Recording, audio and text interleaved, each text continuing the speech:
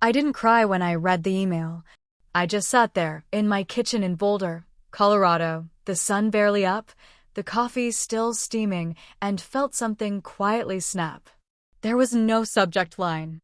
Just my daughter's name, Emma. I thought it might be a sweet update before the big day. Maybe a picture of the dress. A menu choice. A smile. But instead, it read, Mom. Due to the size of the venue and Andrew's family wanting something intimate, we've decided it's best for you to join via Google Meet. Should be the same as being there. LOL. Just like that. No, dear Mom. No, thank you. And definitely no seat at the wedding I helped pay for. I'm Savannah Reed. I'm 58 years old. A widow. I raised 2 kids on 1 income and not a single complaint. And now I was being asked to attend my daughter's wedding, like a stranger logging into a live stream. I didn't scream. I didn't call. I didn't even reply for a while. When I finally did, it was just 4 words. Sure. Enjoy your big day. No punctuation. No emotion. Just quiet. And in that quiet, something shifted inside me. Not anger. Not heartbreak. Clarity. If you've ever felt used by the people you love the most, stay with me. This story is for every parent who gave everything and was left behind. Because that email? That was just the beginning. Most people who meet me now would never guess what my 20s and 30s looked like. Back then, I didn't wear tailored cardigans or sip lattes in peace. I was usually wearing a grocery store hoodie, hair tied up in a messy bun, not because it was trendy, but because I didn't have time to wash it. I married Nathan Reed when I was 24. He was 26, building homes with his father's small construction crew. We didn't have much, but we had each other. 2 years later, we had Emma. Then Caleb. Our tiny home was always loud, full of crayons on the walls, laundry on every chair, and love in every corner. But when Nathan died in a scaffolding collapse at a site in Golden, Colorado, everything stopped. He was 35. I was 32. Emma had just turned 8. Caleb was 5. I remember the night the police came. How their eyes didn't quite meet mine when they said his name. How the air changed in the room like all the oxygen had been pulled out. And I remember thinking, I don't have time for this. I need to pack lunches. The next morning, the mortgage bill still arrived. Because grief doesn't cancel bills. No life insurance. No savings. Just silence and a pile of unpaid everything. So I went to work. Not dream work, just survival work. I got a temp job doing bookkeeping at a small tax office. 2 nights a week, I stocked shelves at the local pharmacy. Weekends, I cleaned law firm lobbies and dentist offices with a janitorial crew that paid in cash. I averaged 4 hours of sleep a night. For 5 years. And for 5 years, I never once let my kids feel it. Emma had her paintbrushes and after-school clay classes. Caleb got new cleats every spring, even if they were secondhand. I made birthday cakes from scratch. I wrapped gifts in clearance paper. I learned to braid hair, patch jeans, unclog sinks, and pretend everything was just fine. That was my magic, making chaos look like stability. I didn't go on dates. I didn't buy myself new shoes. I didn't see the ocean for over a decade. But I never once felt bitter. Tired? Yes. But bitter? Never. When Emma said she wanted to go to NYU, I nodded like we could afford it. When she changed majors twice, I told her it was brave to keep exploring. And every tuition payment I made on time, even if I had to sell things or skip meals to do it. When Caleb broke his leg senior year and couldn't play football, I was the one who drove him to physical therapy 3 times a week. Sometimes I sat in the car, answering work emails through tears, pretending everything was under control. I never kept score. Because mothers don't, right? But I think, deep down, I hoped they would. Not count the dollars, but the love. Not the receipts, but the sacrifices. And now? Now I was too inconvenient to attend the wedding I helped fund. Not too poor. Not too far. Just not a good fit. I didn't do any of it for thanks. But I thought, maybe someday it would mean something. Maybe the girl I sat up with all night during the flu, the one who wrote "Best Mom Ever" on my lunch napkins, maybe she would remember. But memory is tricky. And entitlement? Entitlement never forgets how much you gave. It just stops caring once it's done taking. That morning, after replying to Emma's email, I walked into the office like it was any other Tuesday. I smiled at the receptionist, grabbed my usual cinnamon coffee from the cart downstairs, said good morning to everyone. And then I sat at my desk and opened a folder I hadn't touched in months. It was labeled Emergency Savings. Inside was a single number, $50,000. Set aside for Phase 2 of the wedding, the caterer, the string quartet, the designer cake Emma said she had to have. $50,000. For a wedding I was no longer invited to. I didn't cry, but for the first time in decades, I felt the full weight of every year I had given away. It wasn't a dramatic decision. It wasn't emotional. It felt surgical, clean, like I was finally cutting off a limb that had been dying for years. That same afternoon, I left the office early and walked down to First Boulder Federal. The sun was bright. The sky was impossibly blue. And I felt absolutely nothing. Greg, the branch manager, looked up as I walked in. He'd known me for years, helped me open Emma's first college fund, guided me through refinancing when Caleb needed surgery. Mrs. Reed, he smiled warmly. How's the wedding planning going? I returned his smile, measured and still. I need to cancel a transfer. His eyebrows lifted slightly. Oh, the one for Glenwood Vineyards. I nodded once. Yes, that one. He hesitated. It's scheduled for tomorrow morning. I'll cancel it now. Are you sure? I was more than sure. I was more sure than I had been about anything in years. I watched him click through the system, hands steady, his expression gentle. It's done, he said. He didn't ask questions. Maybe he saw it in my face. Maybe he'd seen enough parents silently bleed for children who didn't know they were holding a knife. When I stepped back out into the sunlight, something strange happened. I felt lighter. That money, $50,000, had once meant something. It was love. It was legacy. It was proof that I was still part of her story. But in that moment, it felt like chains. And I had just taken the key and walked away. When I got home, I didn't check my phone. 10 missed calls. 4 texts from Emma. 2 from Caleb. 1 from a number I didn't recognize, though I'd bet my last dollar it belonged to Andrew's mother. I made dinner. Watched half an episode of a cooking show I didn't care about. Then poured a glass of the red wine I'd been saving for Thanksgiving, the one Emma was supposed to come home for, but canceled. Work, she had said. I took it out to the porch. The sun was dipping behind the mountains. Everything felt still. Not empty, just still. And in that stillness, the memories began to surface.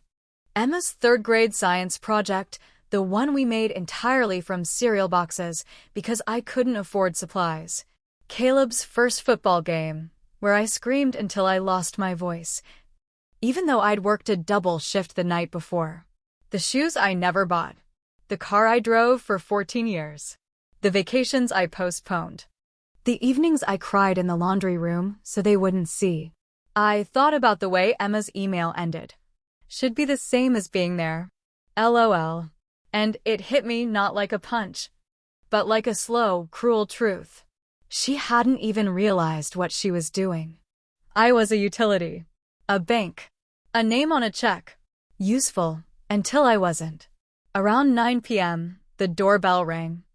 I thought about ignoring it. But curiosity, or maybe years of maternal reflex, got the better of me. It was Caleb. Still in his office clothes, tie loosened, sleeves rolled up. He looked uncomfortable, holding his phone like a shield. Mom, he said, stepping inside without waiting. Why aren't you answering your phone? I raised an eyebrow. Hello to you too. He sighed. Already pacing. Emma's freaking out. She says you canceled the transfer. that you're being difficult. I actually laughed. Difficult? For not attending a wedding I was uninvited from? He stopped pacing. You know it wasn't personal. Andrew's parents are footing most of the bill. They're very traditional. I tilted my head. I already gave her 30,000. I was about to give 50 more. That's not tradition. That's a buy-in. He blinked. Wait, you were sending another 50? I said, sipping my wine. But not anymore. Caleb went pale.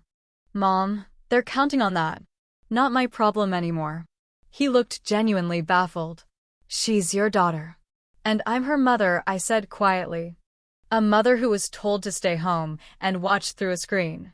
He ran his hands through his hair. You always make everything about yourself.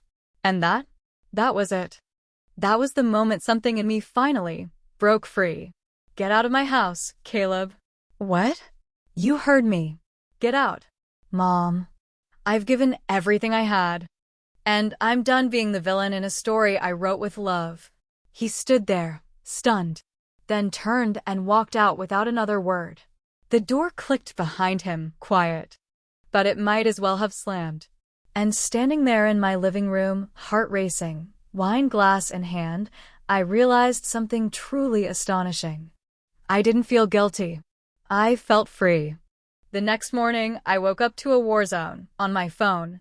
43 missed calls, 22 texts, 3 voicemails marked urgent, and 1 email with a subject line that simply read, "Please don't ruin my wedding." I didn't rush to respond. I brewed my coffee slower than usual, took the time to toast a slice of sourdough, sat at the table by the window and let the morning light touch my skin like I hadn't allowed it to in years. And then, with both hands steady, I began reading. The first few messages were sharp. Mom, we need to talk. Why are you doing this? This is childish. Then they got more desperate. The venue just called. The payment didn't go through. We're losing our date. Caterer dropped us. Andrew's parents are furious. They say this proves they were right about you. And finally, a line that almost made me laugh. I don't understand why you're doing this to me. Of course she didn't understand. Emma had grown up wrapped in sacrifice so tightly she mistook it for normalcy. She never saw the late nights I spent balancing bills. Never knew that every piano lesson came from canceled dinners. That every soccer camp meant I skipped a dental cleaning. To her, life had been smooth. To me, it was a performance, and I was the backstage crew, bleeding behind the curtain. By noon, the doorbell rang. I assumed Caleb. Or Emma herself. But it wasn't either of them. It was Lindsay, Emma's best friend since 5th grade. She stood there in a beige trench coat, purse clutched tightly to her side, and a look that said she didn't come to fight. Hi, Mrs. Reed, she said softly. I hope I'm not intruding. Come in, I said, stepping aside. Tea? She followed me into the kitchen and sat at the island like she used to back in high school. I made chamomile not because I needed calm, but because it felt like the kindest thing I could offer. She's a mess, Lindsay began. Everything's falling apart. The new venue backed out. The florist canceled. Andrew's mom said she's embarrassed. I nodded. And you're here because... She hesitated. I guess, to ask. Is there anything Emma can say that would change your mind? That question sat in the air between us. Was there? Would an apology undo the years I'd swallowed my needs for hers? Would a few tears change the way it felt to be uninvited from a wedding I helped build? No, I said gently. There isn't. Lindsay looked down at her tea. Not even if she means it? Words are easy. I replied, especially when people are desperate. But love, real love, it doesn't wait until you withdraw to notice your worth. She nodded slowly. I get it. Even if she doesn't. I'm not angry. I added. Just. Finished. We sat in silence a moment longer. 2 women, a generation apart. Connected by the quiet truth that sometimes love isn't about how much you give, but knowing when to stop giving. She hugged me before she left. It wasn't long, but it was real. That night, I didn't cry. I didn't stare at the ceiling, wondering if I'd made the right choice. I slept deeply, without dreams, without noise, just peace. The wedding didn't happen. At least, not the grand one Emma had envisioned. 3 weeks later, they held a backyard ceremony. No vineyard, no designer cake, no quartet, no string lights glowing under the trees of Napa Valley.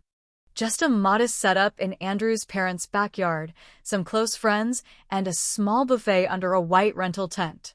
I wasn't invited. And this time, I didn't need to be. For once, I wasn't on standby. Wasn't waiting for a call that might not come. I wasn't the one sitting quietly, hoping to be seen. I was living. In the days that followed, I went back to my life. My real life. Work. Books. Walks in the afternoon sun. I found myself smiling more. Not because anything had changed around me, but because something inside me had. I'd spent decades thinking love was proven by how much you endured. But maybe, just maybe, love was also about knowing when to walk away from the people who expect your presence, but can't handle your boundaries. And maybe silence, when it comes from strength, is the loudest kind of freedom. It came 5 days after the backyard ceremony. The subject line read, "I don't know where to start." I opened it without hesitation, not because I was eager, but because I was ready. It was long, for full paragraphs, typed like she was holding her breath the whole time. Apologies tangled with explanations, tears wrapped in justifications. "I know I hurt you. We were under pressure. Andrew's parents had expectations I didn't know how to push back against. I wasn't trying to exclude you. I just didn't know how to say no to them." And then the sentence that stayed with me longest. "I thought you'd understand, because you always do." I read it once, slowly, then again. And with each line, the clarity grew sharper. She didn't apologize because she understood. She apologized because she feared what my absence really meant, not just from the wedding, but from her future. She was afraid I meant it this time. For years, I'd been the buffer, the person she vented to about everyone else, the one who made excuses for her behavior, even when it cut deep. Now that I'd stepped back, the silence felt deafening. "Please don't be mad forever," she wrote. "I miss you. Can we talk?" I didn't reply. Not right away. Not with anger. And not with guilt. I closed the email, made myself breakfast, watered the plants, and for the rest of the day, I let her words sit not in my chest, but on the screen where they belonged. That night, I printed the email. I didn't frame it, didn't burn it, just tucked it into a file labeled Boundaries, because that's what this was now, a turning point, not a conversation. The next morning, I went for a walk. It was early, the sidewalks still damp with dew, the world just beginning to stretch awake. I passed a couple walking their golden retriever, a group of teenagers laughing too loud before school, a neighbor sweeping their porch, and I realized I wasn't waiting anymore. I wasn't holding my phone, hoping for a better version of her. I wasn't rehearsing forgiveness. I was living. That afternoon, I got a call from Caleb. I answered. "Hey, Mom." "Hi." A long pause. Then, "She sent the email, huh?" "She did." Another pause. "Are you okay?" "I am," I said. And I meant it. He exhaled. "She's been different since. Quieter. I think she's starting to get it." "Maybe," I said. "But whether she gets it or not, I finally do." That surprised him. Gets what? That I don't owe anyone continued access to me just because I've always given it. He didn't speak for a moment. Then softly, "That makes sense." There was something in his voice, not quite regret, but maybe recognition. A quiet acknowledgement that the woman on the other end of the line wasn't the same mother he always assumed would show up, no matter what. And that was progress. Not everything has to be healed. Some wounds just need space to stop reopening. After we hung up, I made a list. Not a to-do list. A to-live list. It started small. Try a pottery class. Visit the Oregon coast. Buy fresh flowers every Friday. Say no when I mean no and not explain it. Laugh without guilt. Sleep in past 7 a.m. on Sundays. Be someone whose peace is not conditional. Because peace, I've learned, is earned through boundaries, not bargains. And forgiveness? Forgiveness isn't a performance. It's not an automatic reset. It's a quiet choice for your own sake. And sometimes, that choice means never reopening the door. So no, I didn't reply to Emma's email. Not because I hate her, but because I love myself enough to wait until she learns the difference between guilt and accountability. I'm not holding a grudge. I'm holding a boundary. And for the first time in my life, it's holding me back together. She showed up on a Tuesday. I had just come back from the farmer's market, arms full of sunflowers, sourdough, and a little jar of local honey I didn't need but bought anyway, just because it made me smile. When I turned into the driveway, there she was, sitting on the front steps, wearing the same dusty blue cardigan I remembered from high school choir recitals. Her hair was pulled back too tight, her knees tucked into her chest like a child who had gotten lost and didn't know how to ask for directions home. I didn't say anything at first. I just looked at her. At the girl I once held through midnight fevers, who used to bring me drawings of me and her surrounded by hearts. And then I unlocked the door. "Would you like to come in?" I asked, voice even. She nodded without a word and followed me inside. I put the flowers in a vase, set the bread on the counter, boiled water for tea. She stood awkwardly in the kitchen, arms folded, eyes darting to the fridge, the same fridge she used to plaster with her school awards. It was clean now, quiet. "I know you got my email," she said finally. I nodded. I did. Silence. "I meant what I said," she added. "I was wrong." "You were," I replied. Calm, unflinching. She blinked, surprised by the agreement. Like she had expected resistance, a debate, a lecture she could cry through and win. Instead, she got stillness. "Mom, I didn't know how to fix it." "Then maybe it's not fixable," I said gently. That stopped her. "You don't mean that." "I do," I said, pouring tea into 2 mugs. "But it doesn't mean I don't care. It just means I care, differently now." She took the mug with shaking hands. "Didn't drink it." "You've always been there," she whispered, "even when you shouldn't have been." "I know. So why now?" Her voice cracked. "Why is this the time you gave up?" I looked her straight in the eye. Because I finally realized I wasn't being strong. I was being taken for granted. Her lip trembled. "I never meant." "I know," I interrupted. "That's what makes it worse." She set the mug down, sat at the kitchen table, her posture small. "I didn't understand," she said, "what you were giving up for us." I just thought it was what moms did." "It is what moms do," I replied. "But it's not what mothers should have to keep doing forever, especially when they're no longer seen." Tears filled her eyes. But I didn't reach across the table. I didn't comfort. Because this time, the pain was hers to sit with. "I miss you," she whispered. "I'm still here," I said. "But not in the way you're used to." She looked up. "What does that mean?" "It means I will always love you. But I no longer feel the need to earn your love back." She inhaled sharply, like that truth hurt more than anything else I could have said. "I want to fix this," she said. "You'll have to start with yourself." There was a long pause. And then, quietly, "Can I try again? Not as your daughter, but as someone who finally wants to know who you are. Not just what you can do for me." That stopped me. Because it wasn't a plea. It wasn't performative. It wasn't a demand tied to guilt. It was a question. And, for the first time, Emma was asking something of me that didn't require my exhaustion in return. I stood, walked over, and sat across from her. "You can try," I said. "But I won't make it easy." "I don't expect easy," she said, a tear rolling down her cheek. I just want real. We sat for a while, sipping tea, saying nothing else. And in that silence, something strange happened. Not forgiveness. Not yet. But a clearing, like the debris had shifted just enough to see the sky again. Before she left, she hugged me, not tight, not desperate, just honest. "I'll call," she said.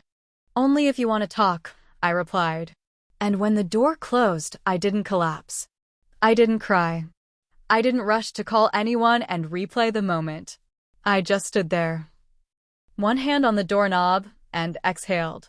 Whatever came next, it would come slowly, on new terms. And maybe that was enough. It's been 3 months. No big declarations. No dramatic reunions. Just space. And quiet. Emma calls sometimes. Not every week, and not to ask for anything. Sometimes just to tell me about a new recipe she tried. Or to share a photo of her cat sleeping upside down on the couch. She's learning how to talk to me like a person, not a service. And I'm learning how to listen, without bracing for the ask.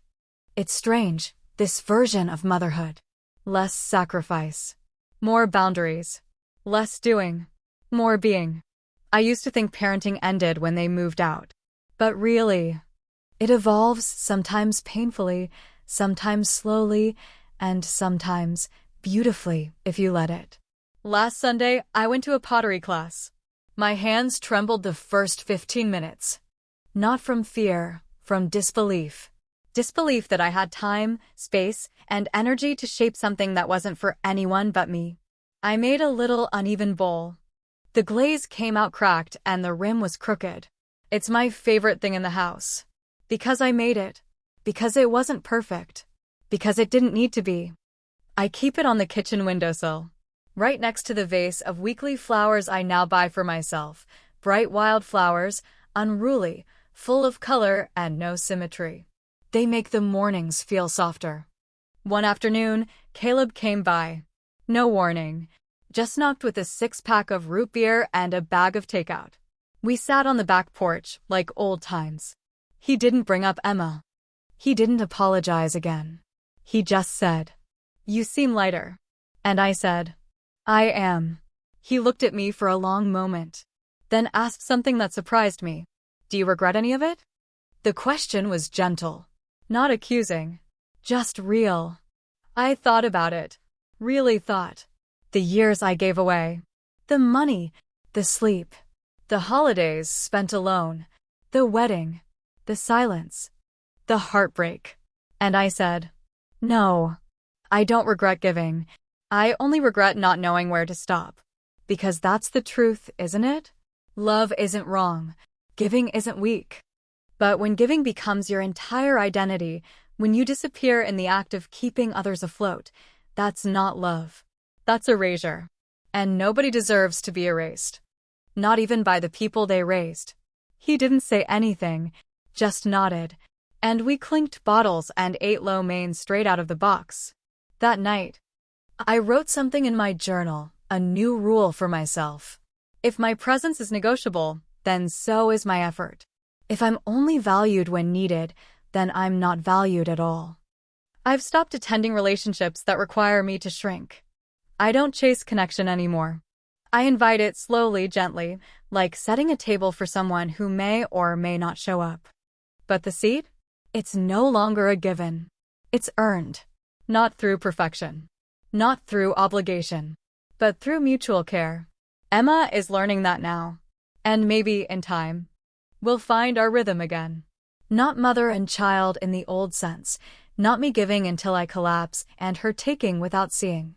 But two women, trying to build something new from the rubble. I don't know how it ends. But I know how it begins. With a door that stayed closed long enough for me to learn my own worth. With a voice that stopped apologizing for finally saying, enough. With a life, mine, that now has room for me. And if you've read this far, or if you've ever felt unseen by the very people you gave your best years to, let me leave you with this. You do not have to burn yourself to keep others warm. You do not have to accept crumbs just because you're used to hunger. And you absolutely, without question, have the right to walk away from any table where you're only valued for what you bring, not who you are. This isn't bitterness. It's clarity. And clarity is peace.